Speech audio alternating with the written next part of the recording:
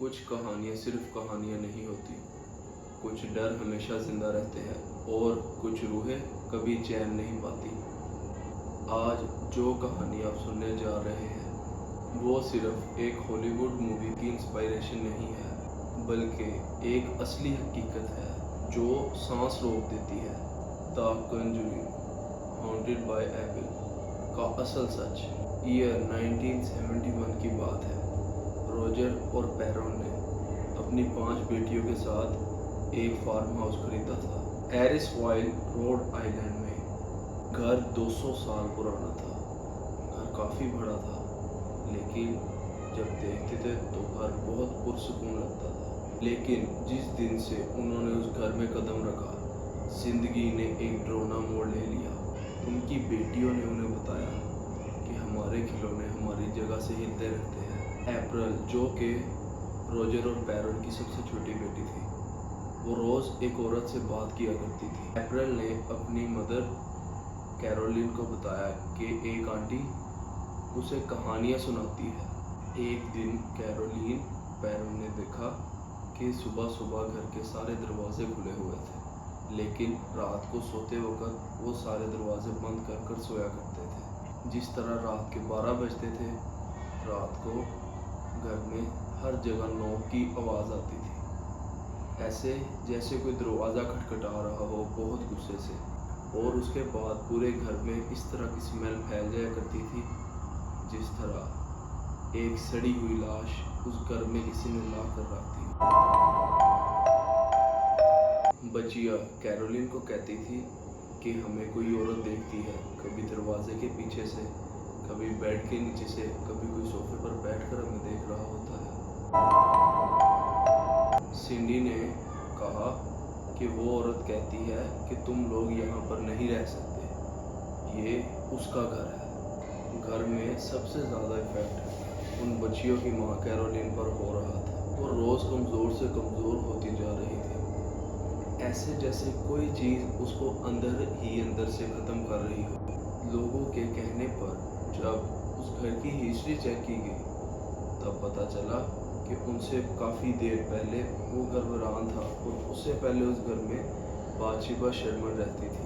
बादशिबा शर्मन एक औरत थी जिस पर इल्ज़ाम था कि उसने 6 महीने के बच्चे को कुर्बानी में दिया था। कहा जाता है कि उसने अपने बच्चे को चाकू घुसाकर बलि दी थी, शैतान को खुश करने के लिए। उसके बाद उसने खुद को दरख्त से लटकाकर खुदकुशी कर ली। बादशिबा की रूह उस घर में ही रहती थी, जो कि उस घर में आने वाली औरतों और बच्चों को अपना शिकार बनाती थी। उस वक़्त एड और लॉरेन वॉरेन दुनिया के सबसे मशहूर तरीन पैरानॉर्मल एक्सपर्ट थे, जिनको पैरोन फैमिली ने अपनी हेल्प के लिए बुलाया था।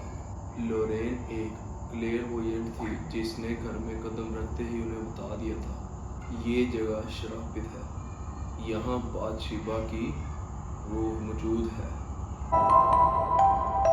लॉरेन ने कैरोलिन को महसूस किया और उसने ये बात सबको बताई कि बादशिबा कैरोलिन को पोजेस कर रही है ताकि वो अपनी बच्चियों की कुर्बानी दे सके। एक रात कैरोलिन अचानक गुम हो गई। बस एक चीख सुनाई दी थी जिसमें बादशिबा कह रही थी, कैरोलिन ने कहा कि उसने मुझे बुलाया है, उसने कहा है कि तुम सिर्फ मेरी हो। ऐसा कैरोलिन ने उस वक्त कहा था जब लॉरेन ने कैरोलिन को बेसमेंट में पाया। उसका चेहरा बदल चुका था, उसकी आवाज़ बहुत खौफनाक हो चुकी थी। उसने चीख कर कहा, ये मेरा घर है, मैं यहाँ रहती हूँ, मैं सबको मार दूंगी जो भी यहाँ पर रहेगा मेरे अलावा। हालात इस कदर बिगड़ चुके थे कि एक्सोर्सिज्म बिना परमिशन के शुरू किया गया। कैरोलिन ने उल्टी करना शुरू की, चेयर हवा में उठ गई थी उसकी, आसपास पड़ी हर चीज़ टूट गई थी, इस तरह जैसे कोई उन्हें उठाकर एक दूसरे की तरफ फेंक रहा हो, और उनका निशाना था एक्सोर्सिज्म करने वाला शख्स। ये सब होने के बाद फिर सब कुछ एकदम रुक गया। कैरोलिन बेहोश थी लेकिन जिंदा थी। एक्सोर्सिज्म के बाद भी घर में छोटी छोटी हरकतें चलती रहती थी। पेरोन फैमिली ने 1980 में इन सब के चलते बावजूद अपना घर छोड़ दिया। उन्होंने कहा, जो कुछ हमने झेला है फिल्म ने उसका सिर्फ 10% दिखाया है।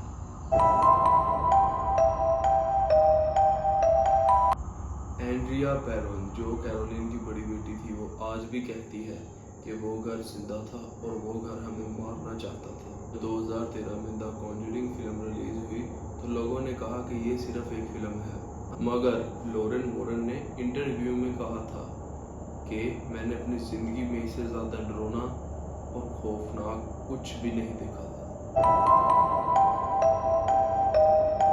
लॉरेन ने 2019 में मरने से पहले कहा, बाथशेबा आज भी है और वो कहीं ना कहीं रहती है। आज भी वो फार्म हाउस मौजूद है।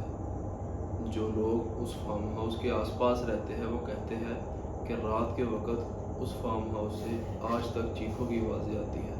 तो अगली दफ़ा अगर आप किसी भी पुरानी जगह पर जाए या आप किसी दरवाजे के पीछे से आवाज़ आए तो ज़रा संभाल करके आप पता वहाँ पे बाथशेबा छुपी हो। बाथशेबा नहीं चले, कोई और रूह भी हो सकता है कि आपको देख रही हो। अगर आपको ये वीडियो पसंद आई हो तो चैनल को ज़रूर सब्सक्राइब करें, बेल आइकन को प्रेस करें और कमेंट्स ज़रूर कीजिएगा।